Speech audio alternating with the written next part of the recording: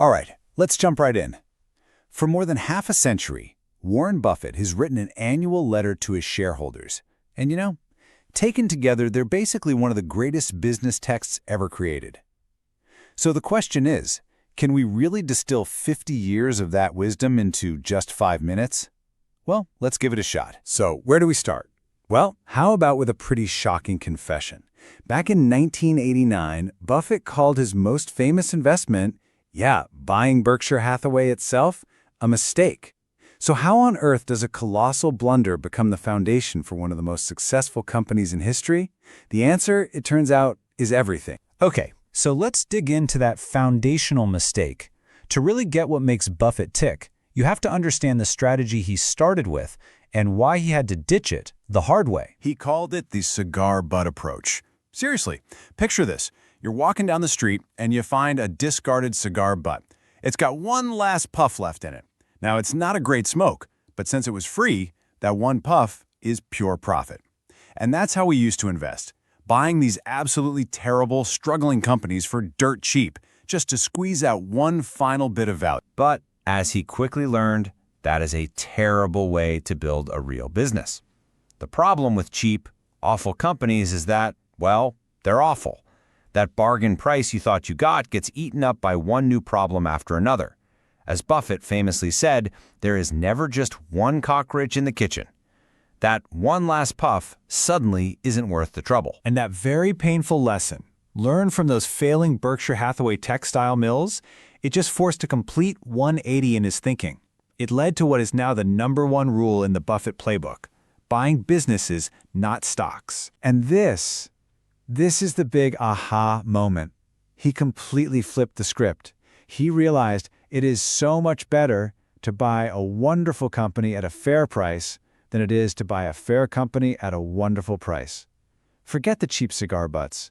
The real money, the long-term value, it all comes from owning genuinely great businesses. And See's Candies is the perfect example of this in action.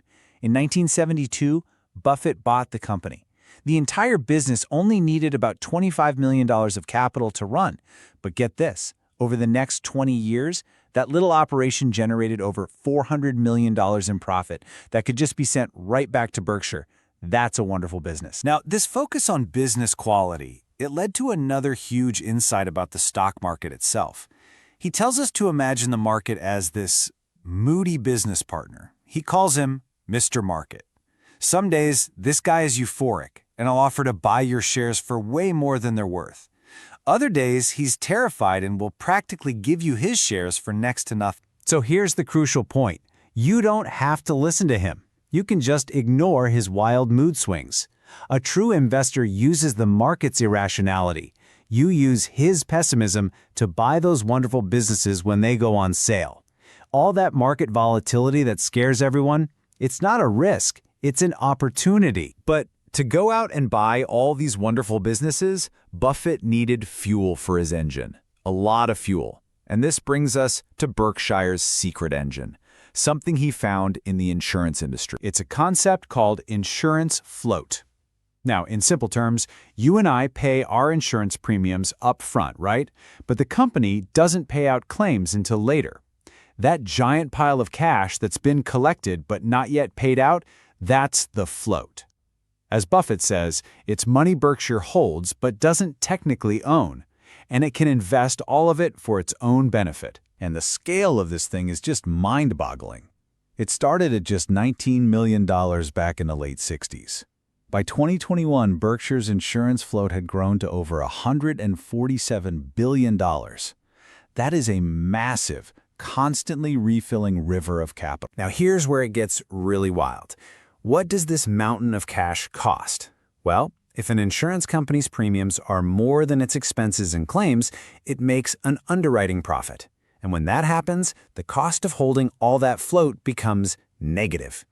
Think about that for a second. Berkshire is effectively getting paid billions of dollars to invest other people's money. It's genius. Okay, so you have a philosophy of buying wonderful businesses, and it's funded by this massive, low-cost financial engine. This all builds up to one final grand idea, a bet not just on a single company, but on an entire country. He calls it the American tailwind.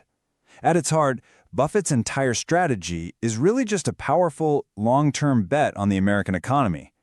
He believes that no matter what scary headlines you read, the fundamental system for progress and innovation in the U.S. is alive and well. And this core belief is exactly why he says you should totally ignore economic and political forecasts.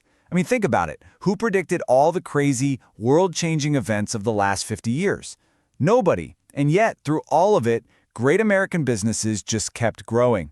He says letting fear and predictions distract you from that reality is just an enormously expensive mistake. So, we started with a mistake, and we've ended up with this powerful bet on America's future. What's the one single thread that ties all of this together? If you had to boil down all 50 years of these letters, all this wisdom, into just one core principle, what would it actually be? It's this, right here. When you own a truly great business, time is on your side. Its value just keeps compounding and growing. But when you own a mediocre business, like that old cigar butt, time is your worst enemy, just chipping away at whatever value was there to begin with. And that, really, is the most important lesson from 50 years of investing. And it all started with that one foundational mistake.